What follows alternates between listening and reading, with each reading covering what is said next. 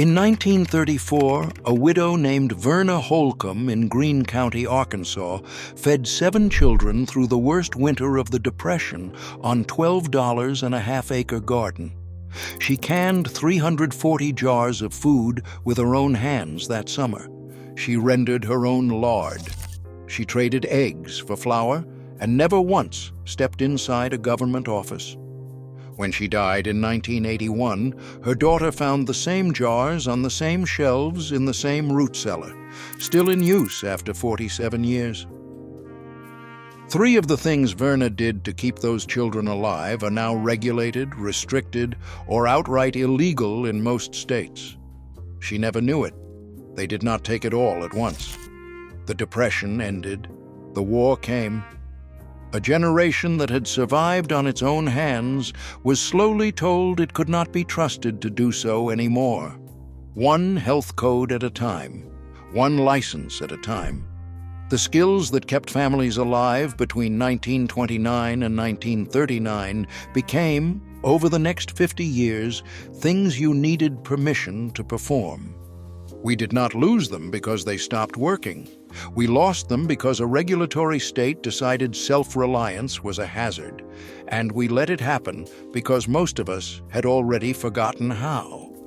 Number 22 fed entire neighborhoods during the Depression in under 5 minutes and is now classified as an illegal food operation in 14 states. Number 11 was so common in 1935 that not knowing it was a social embarrassment, and it has now outlasted every replacement the chemical industry tried to sell instead. And number 3, the single most common Depression survival skill, would now cost a modern family over $4,000 a year if they paid professionals to do what their grandmother did before breakfast. These 25 skills were not crafts. They were not hobbies. They were the working language of a free people. Not skills, survival. Hit that subscribe button. Let us count down the 25 forgotten survival skills from the Great Depression the government tried to erase. Number 25. Home canning meat in glass jars. This was the skill that kept families fed when refrigeration was a luxury most farms did not have. You cubed the meat, packed it raw into hot sterilized jars with salt, set the lids finger tight, and held the canner at 10 pounds of pressure for 90 minutes. Those jars kept on a shelf for 2 years. For a farm wife in 1933 in northern Iowa with no electricity, home canned meat was the difference between a family that ate in February and a family that did not. Today, selling home canned meat is illegal in all 50 states. Not dangerous. Illegal. The CDC formally discouraged the practice starting in the 1970s. The death toll between 1900 and 1970, when nearly every farm household did it, was under 40 nationwide. She did not lose the skill. She lost the right to share it. Number 24. Rendering lard from hog fat. Every part of the hog had a job. The fat had the biggest one. You cubed the fat back, melted it in an iron pot over low heat for 3 hours, and strained the clear gold liquid through cheesecloth into clean crocks. 30 pounds of cooking fat that kept a year without refrigeration. For an Ozark family in 1935, rendered lard was butter, shortening and frying oil at once. Today, United States Department of Agriculture regulations classify the commercial sale of home-rendered lard as illegal without processing in an inspected facility. The vegetable oil industry, which barely existed before 1911, lobbied through the 1930s to displace lard from the American kitchen. By 1960, it had succeeded. The hog gave up its fat. The kitchen gave up its independence. Number 23. Building a smokehouse for meat preservation. A smokehouse was not a luxury. It was a building you put up before you finished the porch.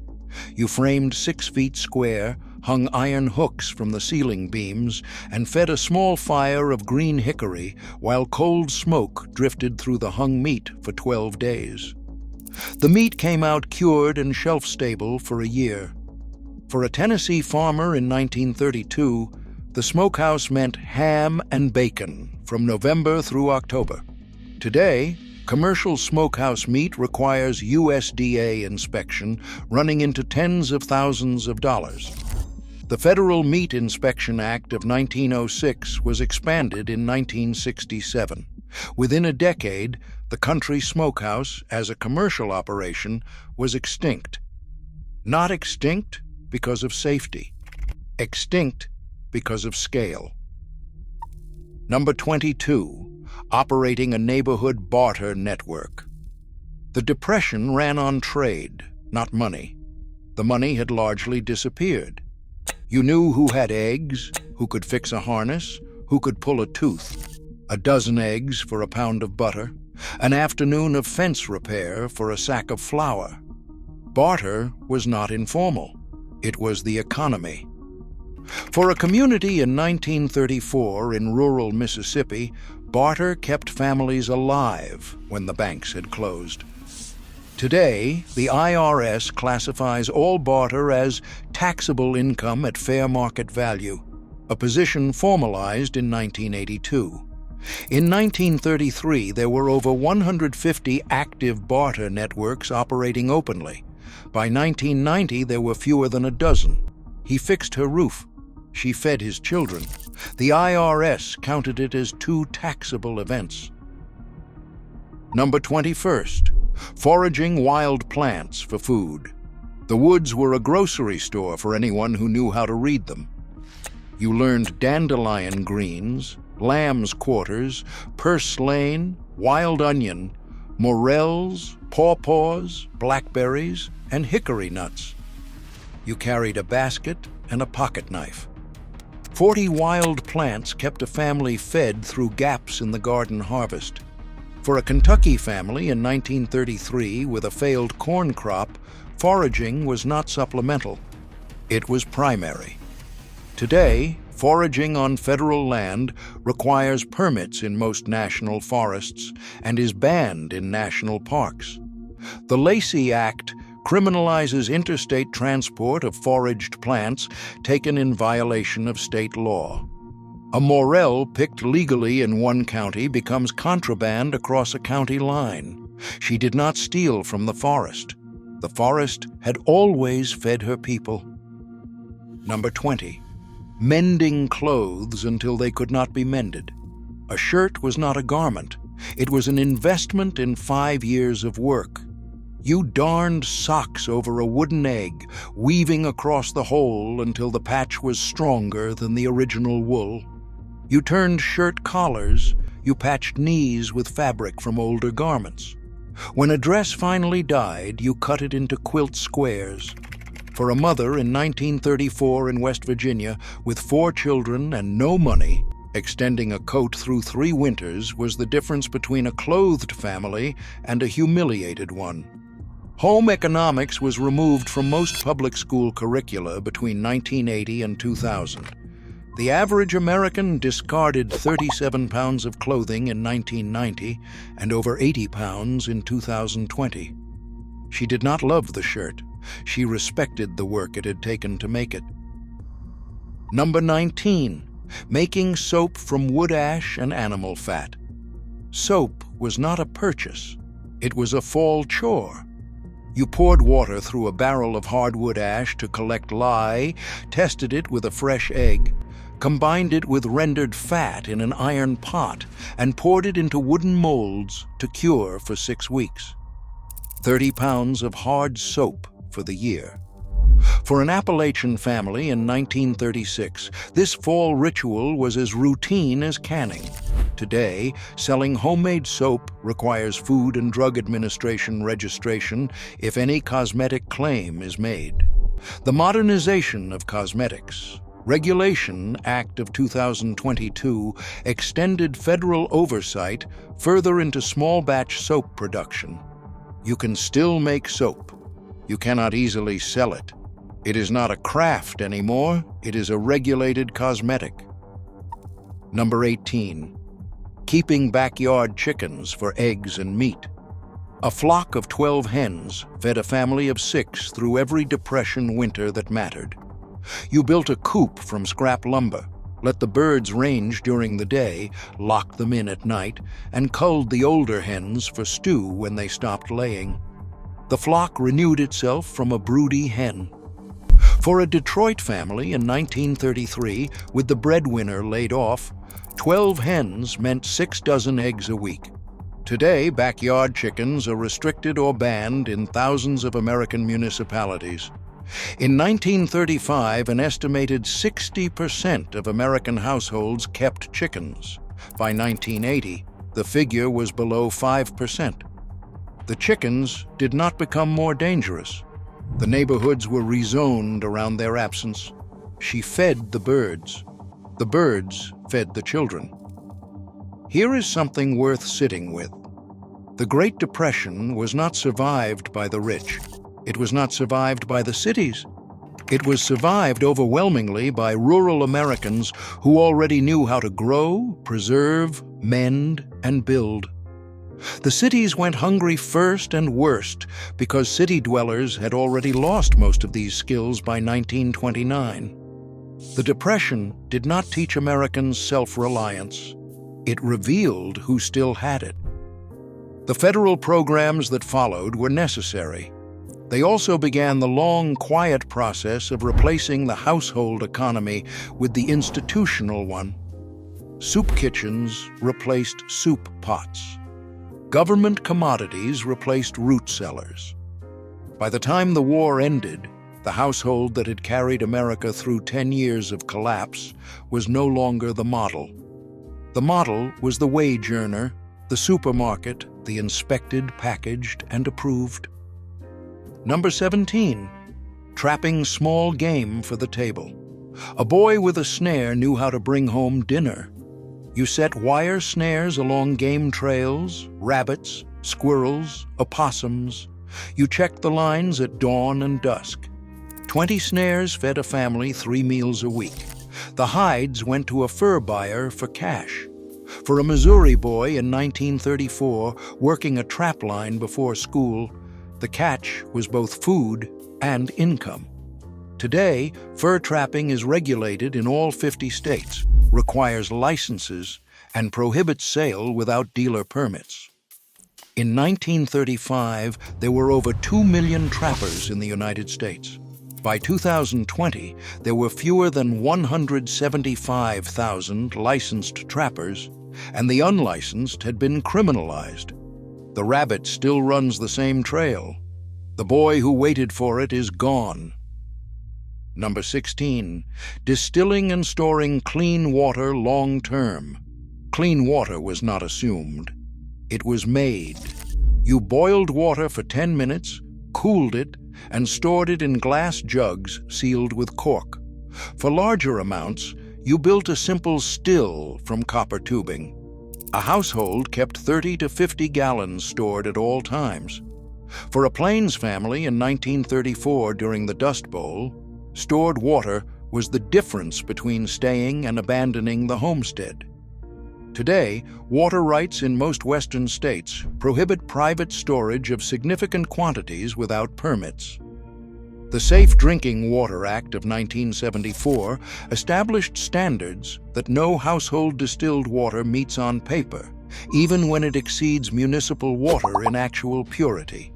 She made the water clean. The law required a certificate to prove it. Number 15. Growing a full-acre subsistence garden. An acre fed 8 people through 12 months if you knew what you were doing.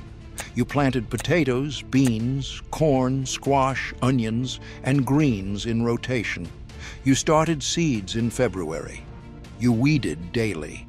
A well-managed acre produced over 1,000 pounds of food annually.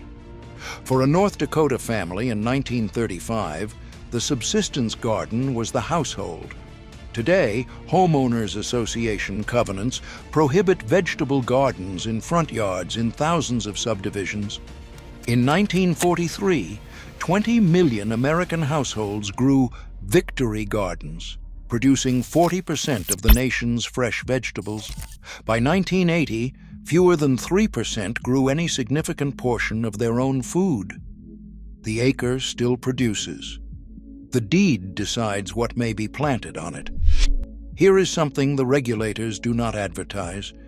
In 1950, the average American household spent under $5 a year on professional services for tasks the household could not perform itself.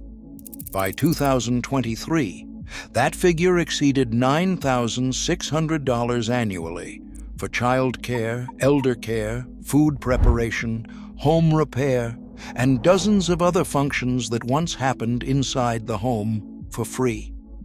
The Institute for Justice has documented over 1,100 occupational licenses now required at the state level. In 1950, the same study found fewer than 70. The home services industry alone generates over $600 billion a year, and it depends on you not knowing how to do the things on this list. Your grandmother's hands were worth more than any service contract. That is exactly why no one teaches what she knew. Number 14, sharing knowledge through informal apprenticeship. A boy stood next to his father. He watched. He asked once. Then he did it himself. No curriculum, no certification. By age 15, a boy could build a barn, shoe a horse, butcher a hog, and repair an engine. By age 15, a girl could feed 12 and deliver a baby. For an Iowa family in 1932, informal apprenticeship was the entire education system outside basic literacy. Today, child labor laws prohibit teenagers from learning trades through paid work on neighbors' farms in most states. The Fair Labor Standards Act of 1938 was overdue for industrial labor. It also ended the rural apprenticeship that had trained every farmer's son in America for 200 years. The father still has the knowledge. The son is no longer permitted to learn it the old way. Number 13, heating a home with a wood stove. A cord of wood and a cast iron stove kept a family warm through any winter. You cut and split your own firewood, stacked it under cover for a year, banked the stove at night, and woke to coals that lit the morning's fire in 90 seconds. The chimney was cleaned every fall with a weighted chain. For a Wisconsin family in 1933 with no money for coal, the wood stove was the entire heating system. Today, EPA emission standards have banned the sale of older models, not for safety, but for AIR quality scores. The 2015 EPA New Source Performance Standards eliminated most traditional wood stove designs from the legal market. The woodlot still grows. The stove that burns it is now a regulated appliance. Number 12, setting bones and treating wounds at home. A clean break, set straight within an hour, healed in 6 weeks. You felt along the bone with both hands until you found the displacement.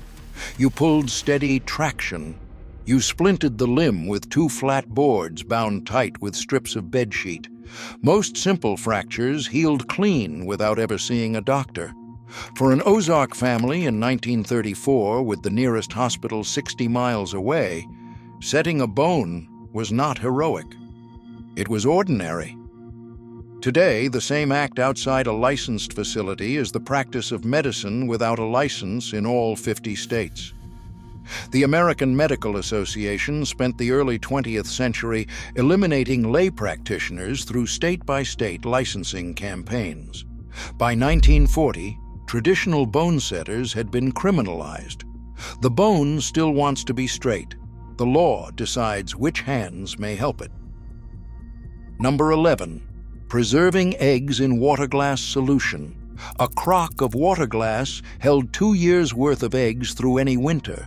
You dissolved sodium silicate in cooled, boiled water at 1 part to 10 parts, poured it into a stoneware crock, and lowered fresh, unwashed eggs into the solution until covered by 2 inches.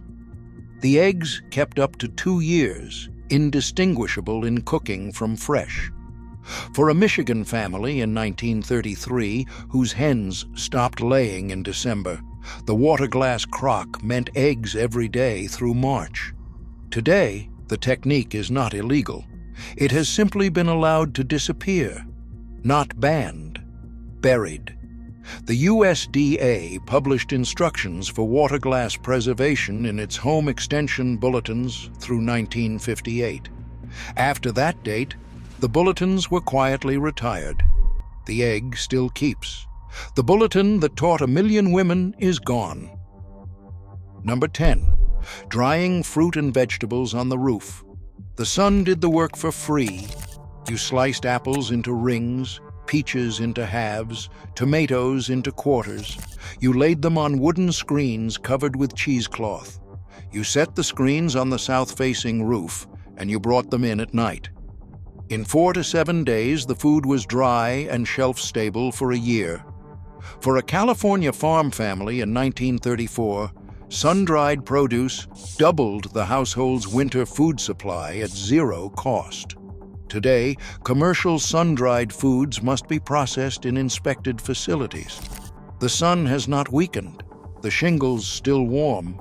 The screens are gone because the women who set them are gone. She did not pay for energy. She positioned her food in the path of energy that arrived for free. Number 9. Delivering livestock without a veterinarian. A farm without this knowledge was not a farm. You watched the cow for signs of labor. If the calf came backwards, you washed your arms, reached in, found the malposition, and corrected it. You pulled in rhythm with her contractions and made sure the calf breathed within 90 seconds. For a Nebraska rancher in 1934, this was Tuesday. Today, large animal veterinary work has consolidated with one veterinarian, often covering several hundred square miles. The USDA has documented a shortage of large animal veterinarians in over 500 rural counties as of 2024. The knowledge that once lived in every farmhouse has not been replaced. The cow does not know the law has changed. She still needs hands that know what to do. Number 8. Saving every container for 10 more uses. Nothing arrived in a package that was thrown away. A flour sack became a dish towel, a child's dress, a quilt square, and finally a rag. A coffee can held bent nails, then buttons, then dried beans. A glass jar canned tomatoes, then preserved eggs. A wooden crate became kindling, a shelf, and a chicken nest. For a Tennessee family in 1934, reuse was not a virtue. It was math. Today, single-use packaging is mandated by food safety law for nearly all commercial products. The Resource Conservation and Recovery Act of 1976 created the modern waste stream. The flour sack quilt predated it by a century. She did not recycle. She refused to let anything finish its life before its time. Number 7. Building furniture from scrap wood. A man with a saw, a hammer, and a pile of crates could furnish a house. You broke down apple crates and shipping pallets, pulled the nails and straightened them in a coffee can. You joined the boards with butt joints reinforced by corner blocks and finished with linseed oil rubbed in by hand. A kitchen table, 4 chairs, and a bed frame came out of one autumn's scrap. For an Alabama family in 1934 setting up housekeeping with nothing, scrap furniture was the only furniture they would own for a decade. Today, building furniture for sale requires consumer product safety compliance and labeling requirements that vary by state. The Consumer Product Safety Improvement Act of 2008 extended federal oversight further. Not unsafe, unlabeled. The wood still cuts. The joint still holds. The right to trade what your hands made now requires paperwork. Number 6. brewing your own beer, wine, and cider at home. Every farm with apples made cider. Every farm with grain made beer. You crushed apples in a hand press, collected the juice in oak barrels, and let wild yeast work for 6 weeks. You drew the hard cider into corked bottles and stored them in the cellar. The drink ran 6 to 9% alcohol and kept indefinitely. For a Vermont family in 1933, cider was not recreation. It was the preserved liquid form of the apple harvest. From 1920 through 1933, Prohibition made all of this a federal crime.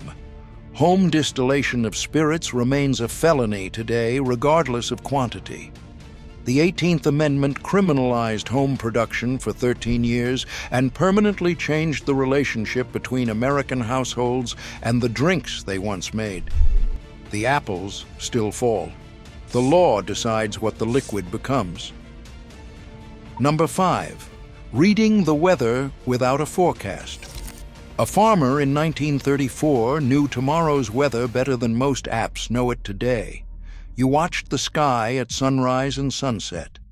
You felt the humidity on your skin. You watched the behavior of cattle, chickens, and swallows. You smelled the air for the iron tang that precedes a thunderstorm. A red sky at morning meant a storm by noon. Geese flying low meant a hard freeze within a week. For a Kansas wheat farmer in 1934, in the middle of the Dust Bowl, reading the weather was the ability to plant, harvest, and survive. Nothing about this skill was made illegal. It was replaced by a federal weather service issuing forecasts free of charge. The National Weather Service was established in 1870. By 1980, the household weather wisdom that had guided American agriculture for 2 centuries was extinct. The sky still says everything it ever said. The people who could read it have stopped looking up. Number 4. Storing dry goods in bulk for the year. A farm pantry held a year of food at any given time. You bought flour in 50-pound sacks, sugar in 25, salt in 10, and dried beans in burlap. You stored them in clean wooden bins in a cool, dry pantry. The pantry held enough to feed the household for 12 months without another trip to the store. For an Oklahoma family in 1935, 40 miles from town, bulk storage was not preparedness. It was how kitchens worked. The flour sack, which doubled as dress fabric throughout the Depression, has been replaced by single-use plastic that cannot be repurposed. The 1990 Nutrition Labeling and Education Act extended labeling requirements, and that made small-scale bulk distribution legally complex. The grain still grows.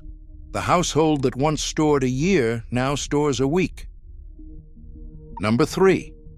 Composting everything organic. Nothing organic left the property. Ever. You built a pile behind the garden of food scraps, ash, manure, leaves, and straw. You turned it once a month with a pitchfork. In 6 months, you had black, sweet-smelling compost that fed the garden the following year. The waste was the input. The garden produced the food. For a Vermont family in 1933, composting was not environmentalism. It was arithmetic. If a modern family paid market rates for what this skill replaces, waste hauling, fertilizer, and soil amendment, the annual cost would exceed $4,000. Composting on residential property is now restricted by ordinance in thousands of American municipalities. The closed-loop household has been reclassified as a nuisance. The earth still wants what the kitchen throws away. The law sometimes disagrees. Number 2. Treating illness with home remedies and herbs.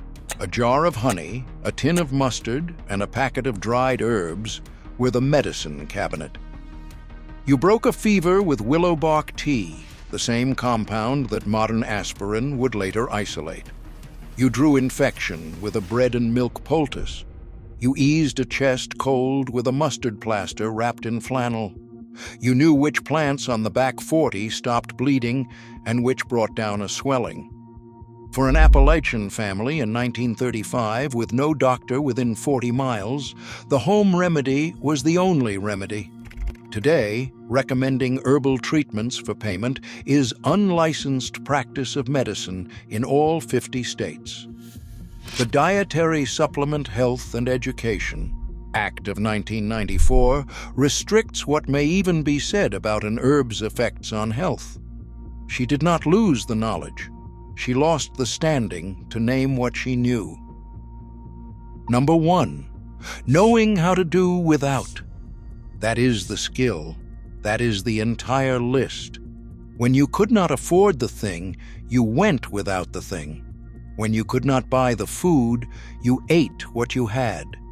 When the shoes wore out, you wrapped your feet in newspaper inside the same shoes and walked another 6 months.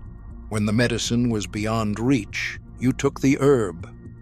For every American family that lived through the Depression, this was not philosophy. This was the daily condition. Nothing on earth has been done to make this skill illegal. It has been made unfamiliar. An entire economy has been built on the premise that you should never have to do without anything, ever. The knowledge of how to want less is not a hardship. It is the foundation of every other skill on this list. Without it, none of the others have anywhere to land. None of this happened by accident. The Pure Food and Drug Act of 1906, the Federal Meat Inspection Act, the Fair Labor Standards Act of 1938, the Safe Drinking Water Act, EPA emissions standards, the Food Safety Modernization, the Consumer Product Safety, the Cottage Food Rules, the Zoning, the HOA Covenant. Each law had a reason. Some saved lives. All of them, taken together, produced a country in which the household economy that survived the worst decade in American history has been made functionally illegal in most of its details. The skills did not become more dangerous. The legal frameworks built around them simply grew faster than the skills could adapt. By the time anyone noticed what had been lost, the people who remembered were already old. Most have died. A few are still alive. They are not bitter. They are quiet, watching a grandchild order something on a phone that they would have made by hand without thinking. The skills are not gone. They are in books. They are in old films. They are in the muscle memory of the last 80-year-olds who learned them at their mother's elbow. What is gone is the assumption that those skills were normal, available, and the birthright of any American who wanted to use her own hands to keep her own family alive. That assumption can come back. It does not require a law. It requires a decision. Start there. Everything else follows.